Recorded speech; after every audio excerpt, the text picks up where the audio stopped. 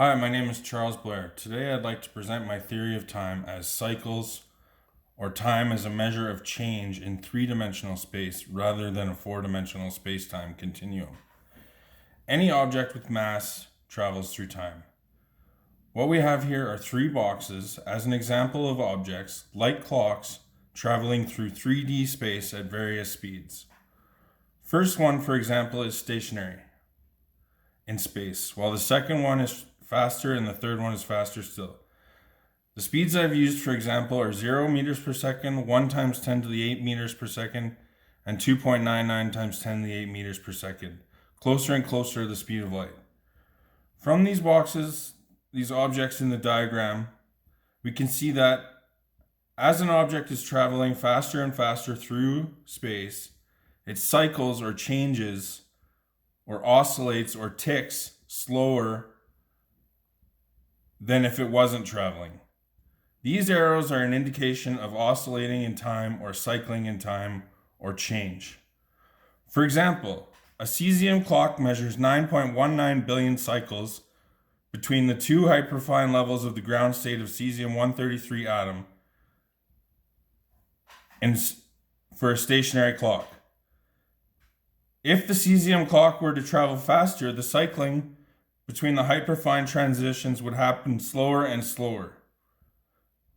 Close to the speed of light at 2.99 times 10 to the 8 meters per second, a cesium clock would cycle 12 times slower.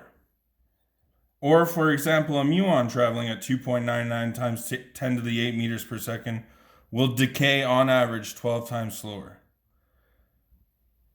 It would cycle slower by the famous gamma factor.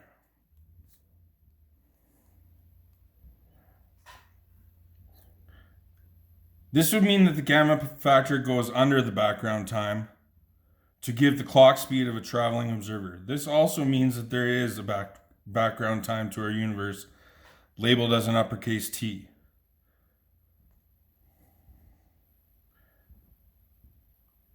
All observers traveling relative to the background cycle slower. Things change slower for traveling observers.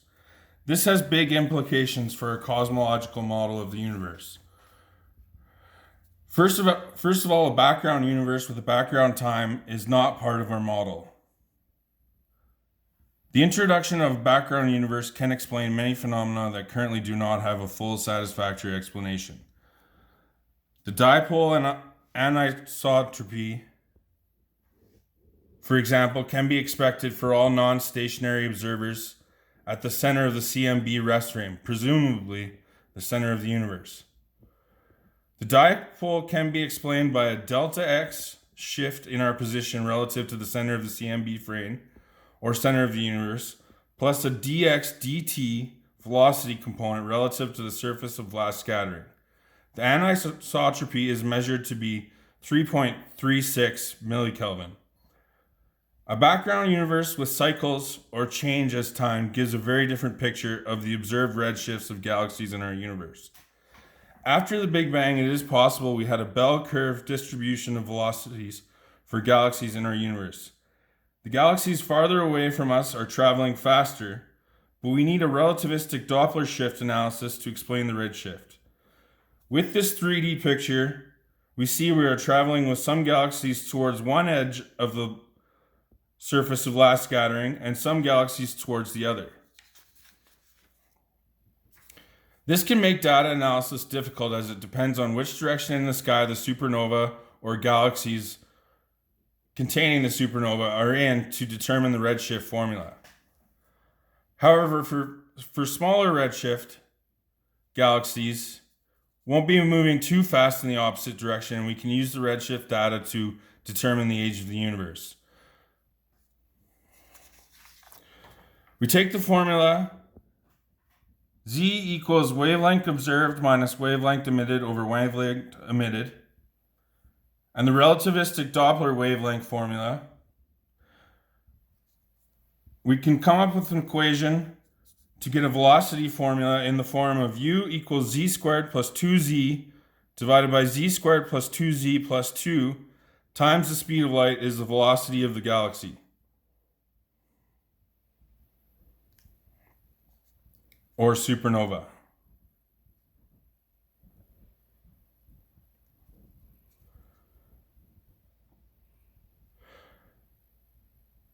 From the velocity calculated, we can use the distance to the supernova calculated to find the age of the universe.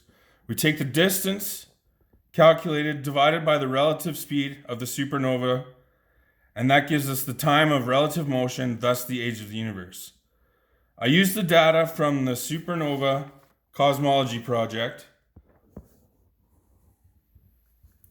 and the method outlined in the Supernova Lab from Princeton to calculate distances and velocities for the first 50 data points in the Supernova Cosmology Project. I then averaged the time for a good guess at the age of the universe. I found 14.545 billion years as the age of the universe. Relative to our current model at 13.8 billion, this could possibly help explain the Methuselah star age at 14 billion years in a 13.8 billion year universe. It could also potentially explain the anomalies detected by the James Webb Telescope.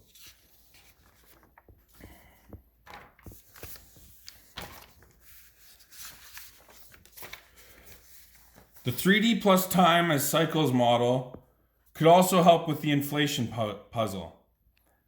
After the Big Bang, or more likely the Big Bounce, as the universe probably collapses continually under gravity and bangs again, the surface of last scattering travels outward at a speed less than the speed of light. The opposite edges of the observed universe of last scattering thus remain in signal contact at the speed of light for a certain time. If it was in a quark-gluon plasma phase, it could potentially thermalize at an order of magnitude of the speed of light. If, for example, it was in a quantum liquid phase. This 3D plus time as cycles model could also help unify the small i.e. quantum mechanics and gravity with modulation to the theories. We still see the gravitational time dilation as objects cycle or change slower. Clocks tick slower, deeper in a gravitational field. With this time theory and a background universe, the concept of C would be that of light as always being measured as 3 times 10 to the 8 meters per second. The magnetic permeability of free space and the permittivity of free space are measured constants, and as they appear in Maxwell's equations, the speed of light might always be measured as 3 times 10 to the 8 meters per second. Also, it is my hope that a finalized version of gravity and quantum gravity will solve the dark matter problem, possibly as an illusion of general relativity. It may also help with the matter-antimatter asymmetry, as half of the universe might be made of matter, and half, for example, in the direction of the colder dipole, may be made of antimatter. Potentially, the supermassive black hole, also at the center of the galaxies, may be described by a center of mass or center of energy to the graviton field. This cycling idea of time also explains Zeno's paradox. Zeno can never catch up to the tortoise traveling in constant x motion ahead of him because the speed of light in x is constant x motion. Any massive object has a time component, which is a cycling component or change component, and cannot have all its motion solely in the x direction.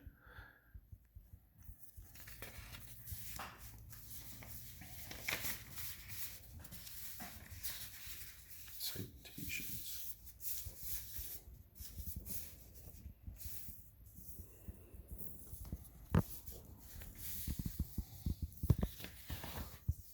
These are my citations for this presentation. The cesium clock count, the dipole anisotropy, bell curve variation for velocities. This is the Supernova Cosmology Project Union 2 data. This is the Supernova Lab from